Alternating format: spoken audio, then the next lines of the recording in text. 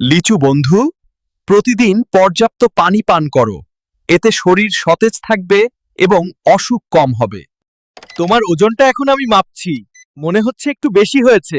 তাই নিয়মিত ব্যায়াম করো আর স্বাস্থ্যকর খাবার খাও। তোমার ওজন ঠিক রাখতে প্রতিদিন হাঁটাহাঁটি করো এবং বেশি মিষ্টি খাবার কম খাও।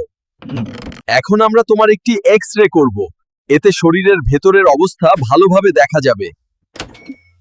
এই রিপোর্ট অনুযায়ী তোমার শরীর মোটামুটি ভালো আছে, তবে নিয়মিত ব্যায়াম আর ভালো খাবার খেতে হবে। আমি তোমার জন্য কিছু ওষুধ লিখে দিচ্ছি, এগুলো নিয়ম মেনে খেতে হবে। এই ওষুধগুলো সময় মতো খাবে এবং নিয়মিত বিশ্রাম নেবে। আমি কিছু ওষুধ লিখে দিয়েছি, তুমি বাসায় গিয়ে নিয়মিত খাবে আর নিজের যত্ন নেবে। হ্যাঁ, ধন্যবাদ ডাক্তার কলা বন্ধু।